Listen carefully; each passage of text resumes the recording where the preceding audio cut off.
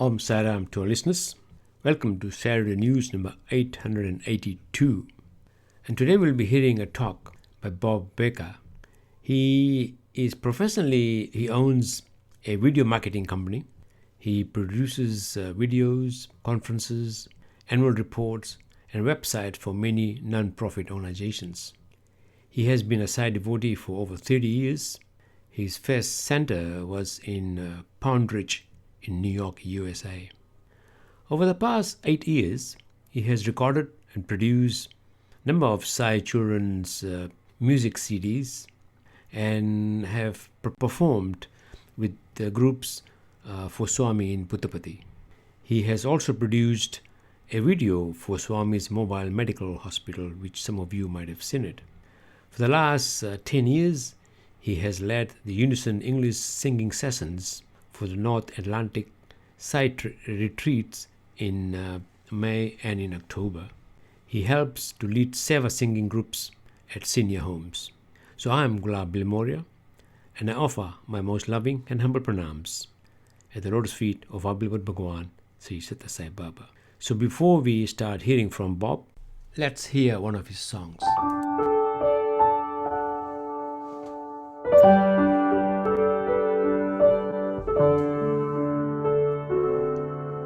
We are of love,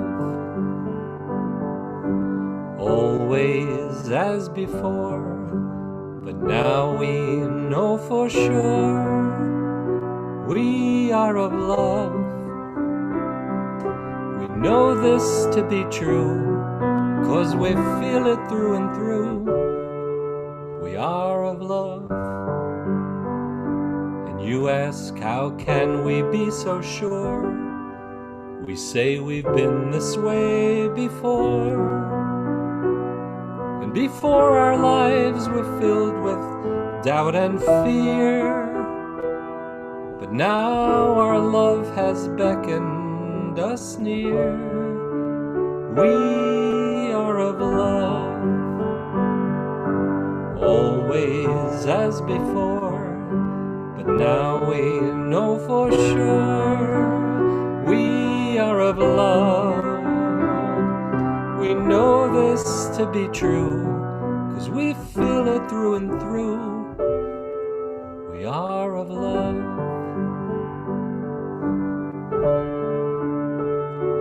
We are of love.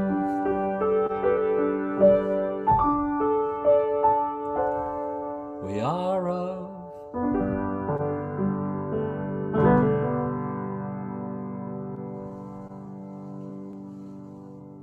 I offer my humble pranams at the divine lotus feet of our beloved Bhagwan Sri Sathya Sai Baba. Sairam and welcome to this Region 8 devotional program and satsang. That beautiful voice you heard is the voice of Bob Becker. Bob has been privileged to be a Sai devotee for over 30 years now. His first Sai center was in Pound Ridge, New York. Then the Silver Mine Center in Norwalk, Connecticut, then the newly formed Newton Group in Connecticut, and is a special guest to any Sai center when invited. Swami has blessed Bob to write and produce many devotional songs, and over the past 16 years, and in his home studio, he has been recording and producing many songs, including 3 Sai children's music CDs with the Stamford and Norwalk Sai centers. The group was blessed to perform these songs in front of Swami in Puttaparthi. By profession, Bob is a video producer that has allowed him to produce videos for Swami's mobile medical hospital featuring Dr. Narasimhan work, one of the Sathya Sai bookstore in Tustin, California, as well as other spiritual organizations around the US. Over the past 20 years, he has been requested to help lead English singing sessions for the North Atlantic Sai retreats. He has immensely enjoyed helping to lead Seva singing groups at senior homes. And in the past year, Bob joined with Bernie Michael to be a video mentor for the Sai Love in Action Committee. Welcome, Bob. Sairam, Ram, how are you today?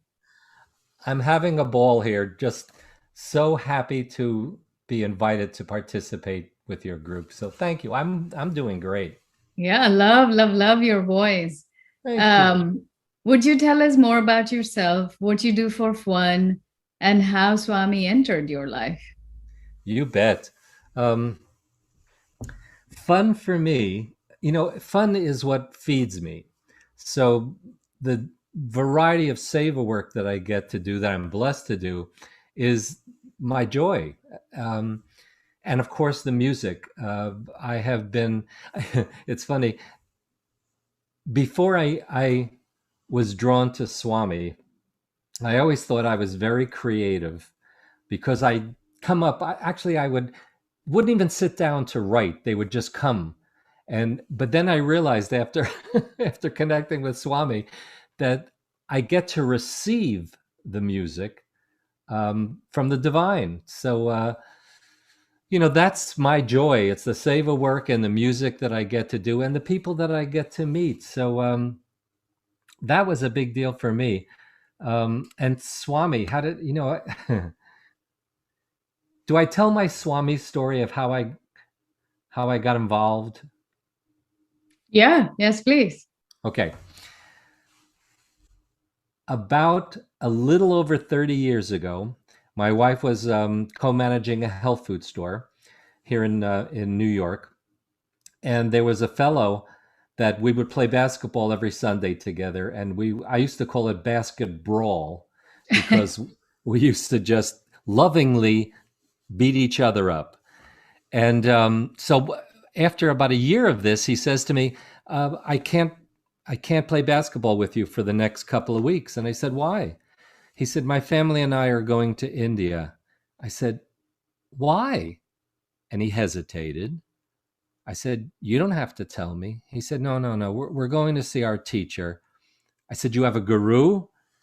He hesitated. I said, you don't have to tell me. And he said, can I just give you a book?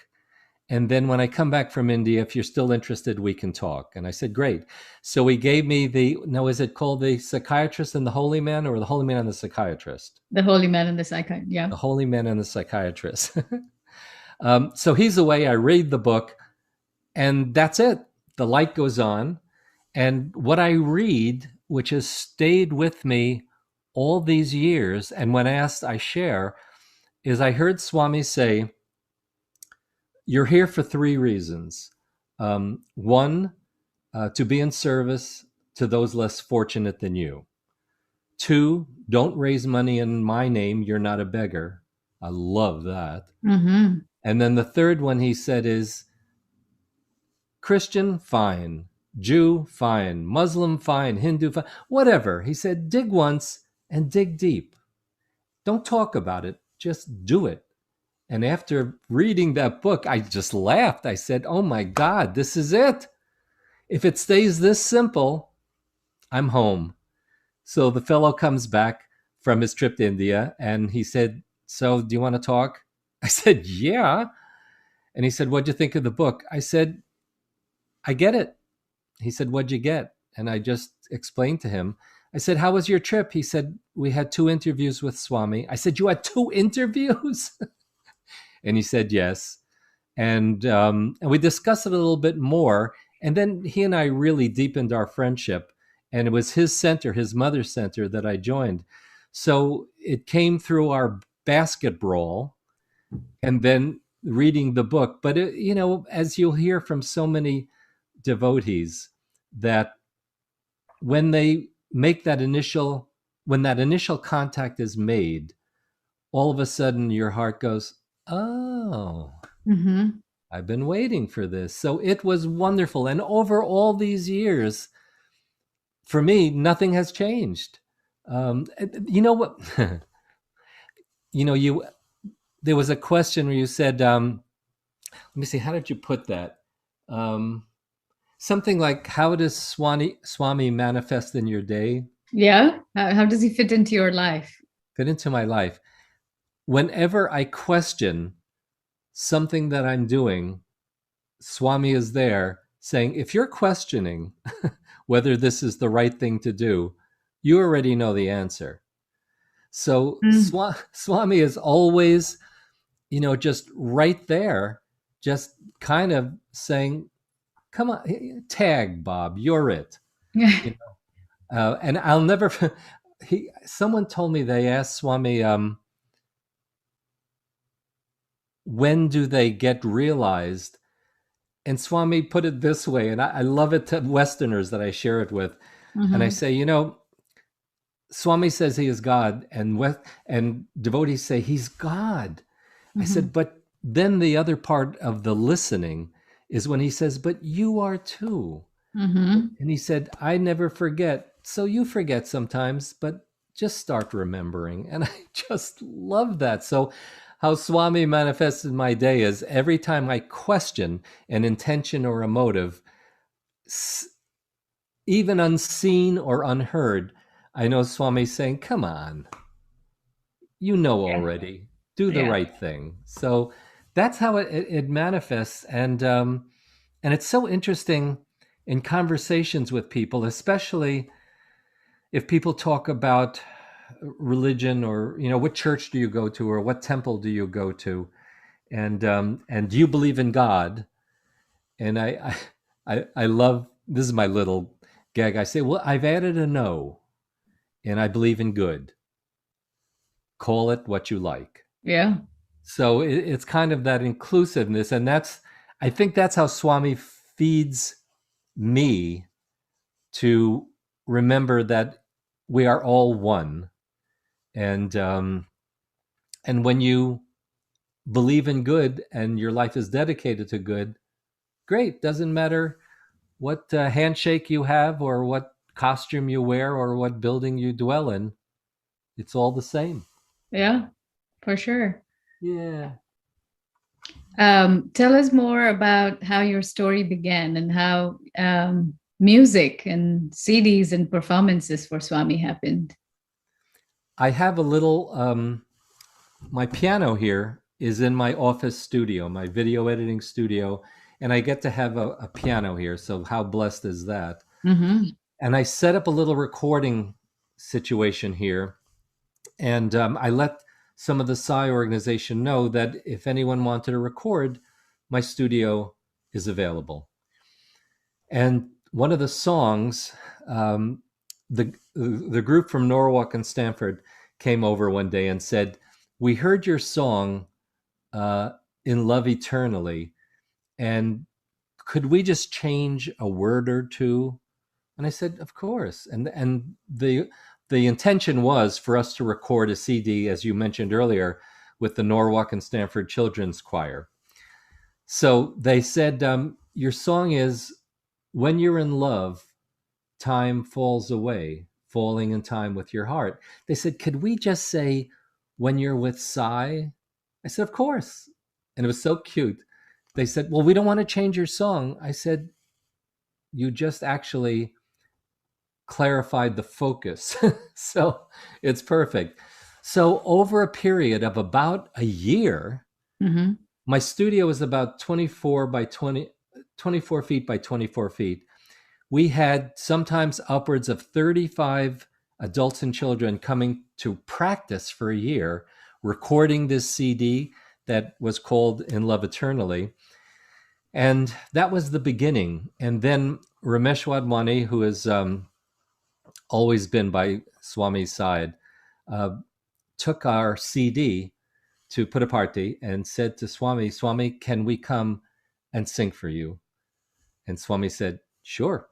So we rehearsed, and we got to Puttaparthi. And of course, you know, everyone is saying, "Oh, please, please call us to perform. Please call us to perform."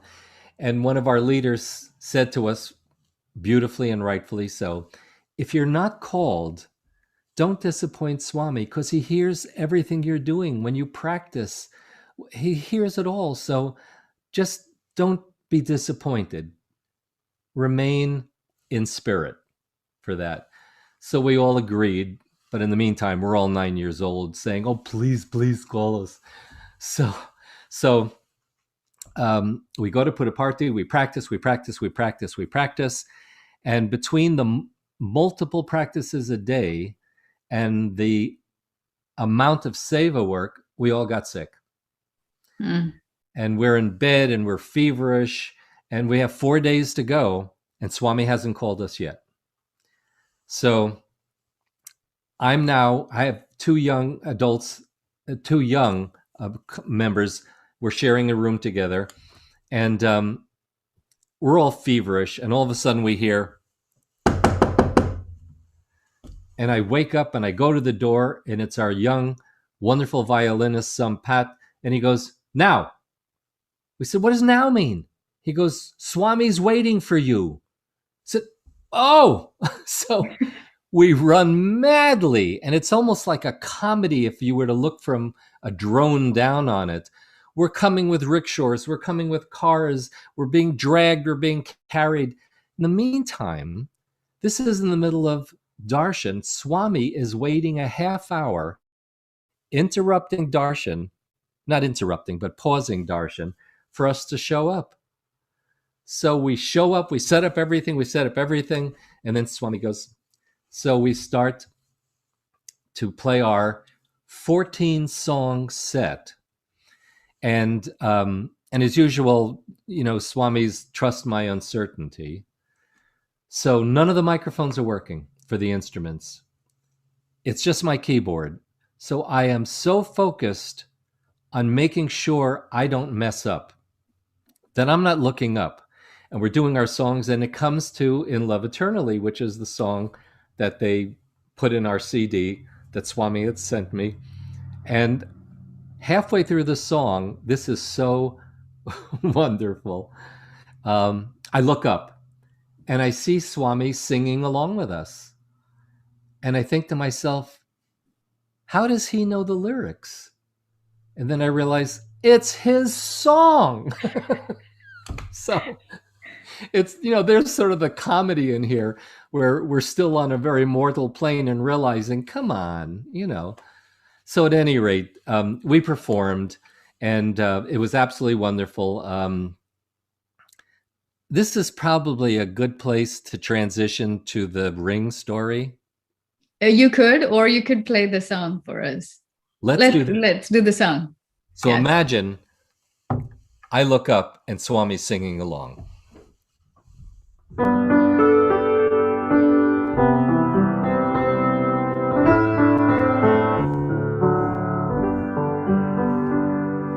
When you're in love, time falls away, falling in time with your heart.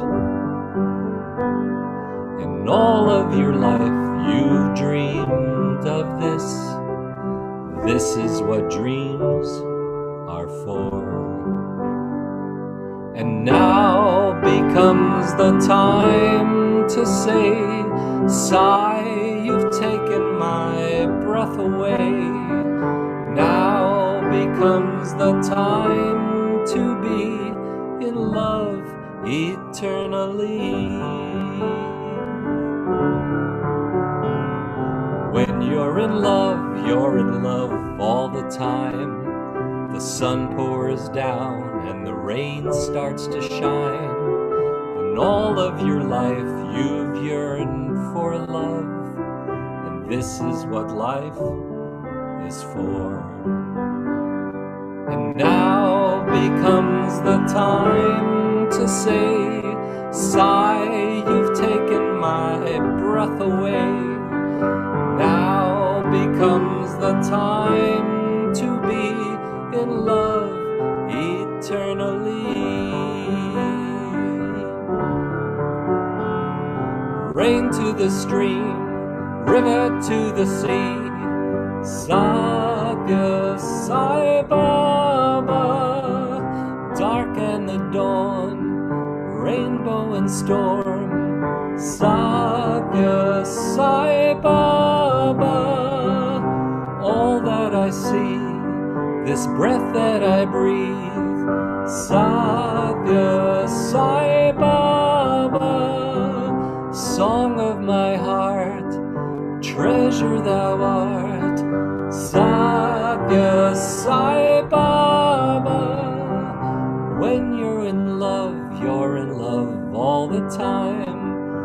When you're in love, you're in love eternally, in love eternally, in love eternally.